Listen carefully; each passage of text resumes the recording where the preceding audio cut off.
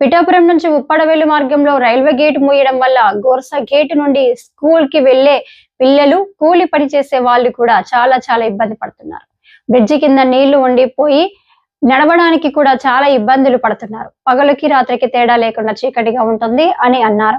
School పిల్లల్ని గోర్స్ road దగ్గర అయితే నగర్ అండర్ గ్రౌండ్ బ్రిడ్జి నుండి రాధాలపేట అంబేద్కర్ బొమ్మ వైపు స్కూల్ పిల్లల్ని తీసుకొని వెళ్ళడానికి చాలా ఇబ్బంది పడుతున్నారు. అండర్ గ్రౌండ్ బ్రిడ్జి కింద నీరు ఉండడం బట్టి, వాహనాల రద్దీ ఎక్కువగా ఉండడం బట్టి పిల్లలు క్రింద పడిపోవడం ఏమైనా జరుగుతుందేమో అని భయపడుతున్నారు.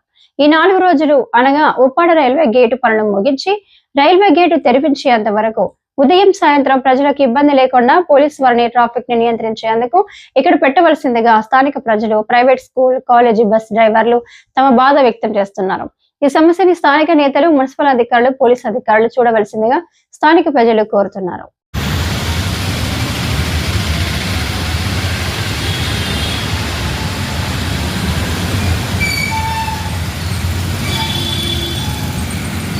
స్కూల్ పిల్లలు ఇవాళ ఉప్పాడ గేట్ అనేది బంద్ చేశారండి.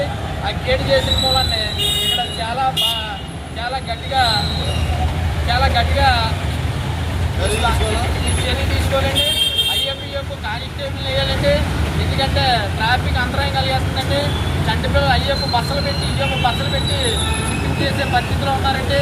స్కూల్ వ్యాఖ్యానం అంతాను ఆ పిల్లలకి చాలా దారుణమైన పరిస్థితిలో ఉన్నదండి. అక్కడ శుభ్రంగా నీరు కానీ వాటర్ కానీ మొత్తం అంతా వెళ్ళిపోతున్న డ్రైన్లో ఉన్న మట్టి ఆ మట్టి తీసి అవతల తొలగించాలండి. తీసి 2 రోజులు 3 రోజులు తీసారండి. తీసి మళ్ళీ అక్కడే పోసేసారు.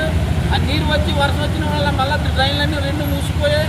అయ్యో ఆ ట్రాఫిక్ జామ్ అయిపోతుందండి. దానికోసం మీరు గట్టి చర్య తీసుకోవాలని మున్సిపల్ వారిని కోరుతున్నామండి. తర్వాత డిప్యూటీ సీఎం గారు వచ్చినప్పుడే దాన్ని శుభ్రం చేస్తున్నారు. మళ్ళీ పట్టించుకునే నాదుడు లేడండి. ఇక్కడ స్థానిక ఉన్న వాళ్ళని కూడా చాలా బాధపడుతున్నామండి. చంటి పిల్లల్ని స్కూల్కి వెళ్ళేటప్పుడు తాళం చేసి అన్నీ చేసి పంపించే పిల్లల తల్లిదండ్రులు ఆ కుళ్ళి బాళ్ళలోంచి కుళ్ళి నీటిలోంచి వెళ్తున్నారండి. పిల్లలందరూ ఇవాళ వచ్చి చూడవలసిందిగా కోరుతున్నామండి. ప్రతి ఒక్కరిని కూడా గమనించడం